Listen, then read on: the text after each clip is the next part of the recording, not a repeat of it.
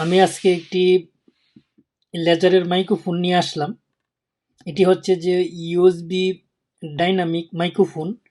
আমি আজকে এটি আনবক্সিং করে দেখাবো যে এই মাইক্রোফোনের মধ্যে যে কি কি সুযোগ সুবিধা রয়েছে।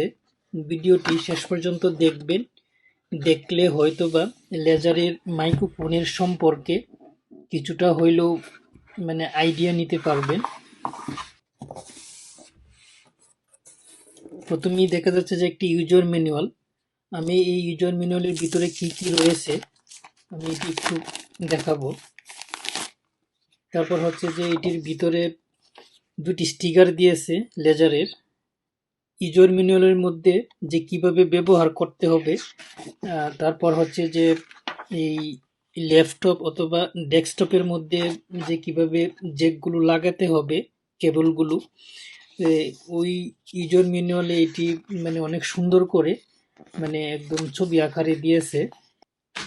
তারপর হচ্ছে যে এই পাশে একটি ছোট বক্সের ভিতরে এটির মধ্যে কি কি কি দিয়েছে আমি এটি একটু যদি দেখি। এটা হচ্ছে যে পপ ফিল্টার, এটি মাইক্রোফোনের উপরে লাগাতে হবে। তারপর হচ্ছে যে একটি ইউএসবি কেবল দিয়েছে। এটা হচ্ছে যে মাইক্রোফোন। আমি যদি যে এটা এটা লাগিয়ে এইভাবে, এই যে অনেক হেভি, অনেক মজবুত। এটা হচ্ছে যে পুরাটা একদম কোয়ালিটিফুল মাইক্রোফোন। এটি দিয়ে টেবিলের উপরে এভাবে রেখে কথা বলা যাবে।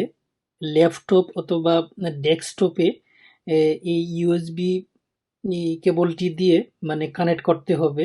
আর কেবলের মাথায় অনেক সুন্দর করে প্লাস্টিকের মুখ দিয়েছে, যেন এই কেবলটির ভিতরে কোনো ময়লা অথবা কোনো কেবলটি যেন কোনো জায়গায় লেগে কোনো সমস্যা না হয়।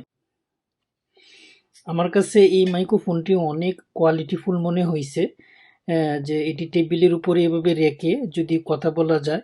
আমি যদি এই মাইক্রোফোনটির কোয়ালিটি সম্পর্কে একটু বলি, এটা হচ্ছে যে উপরেরটা হচ্ছে ভলিউম, ভলিউম বাড়ানো যাবে, কমানো যাবে।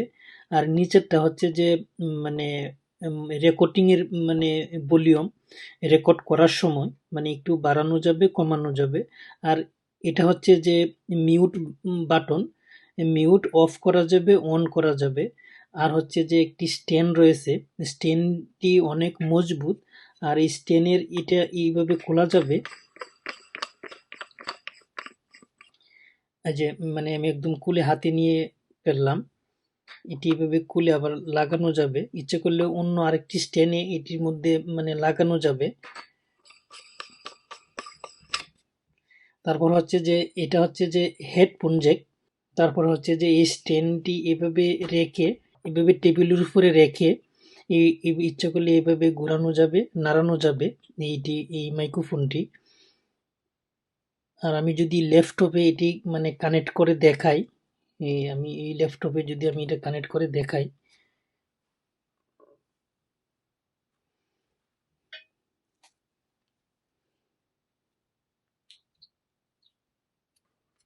যে একটি লাগিয়ে দিলাম। তারপর হচ্ছে যে এই যে হেডফোনের ভিতরে লাগিয়ে দিলাম, এই যে লেগে গেছে। এই যে বাটন অন হয়ে গেছে, এটি অটোমেটিকলি নিয়ে নিছে। আমি যদি এটা চাপ দিই, এই যে অন হয়ে গেছে। এখন আমি এটি দিয়ে রেকর্ড করতে পারবো।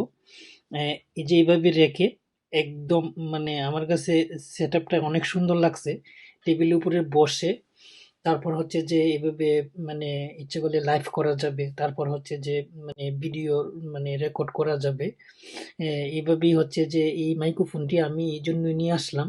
আমি ভিডিওর শেষের দিকে চলে আসলাম। তো ভিডিও শেষের দিকে চলে আসার পর তো আমি এই প্রাইসটার কথা বলবো। ওটা আমি কিনে নিয়ে আসলাম দক্ষিণ কোরিয়া থেকে। তো দক্ষিণ কোরিয়াতে ওইটার প্রাইস নিয়েছে আমার কাছ থেকে 2,40,000 উন। তো 2,40,000 উনে যদি আমি আমাদের বাংলাদেশি টাকায় যদি কনভার্ট করি, এটার প্রাইস আসে 25,000 টাকা। তো আমি এই জন্যই নিয়েছি, যে আর আমি যেভাবে সেটিং করেছি টেবিলের উপরে, দেখে আমার কাছে অনেক ভালো মনে হয়েছে। আমি এই জন্যই নিয়ে আসলাম। তো সবাই ভালো থাকবেন। যদি আমার এই ভিডিওটি ভালো লাগে অবশ্যই কমেন্টস করবেন, শেয়ার করবেন। আর আমার ইউটিউব চ্যানেলটা যদি পছন্দ হয় অবশ্যই সাবস্ক্রাইব করবেন। আর ফেসবুক পেজ থেকে দেখলে ফলো দিয়ে সাথে থাকবেন। সবাই ভালো থাকবেন। আসসালামু আলাইকুম।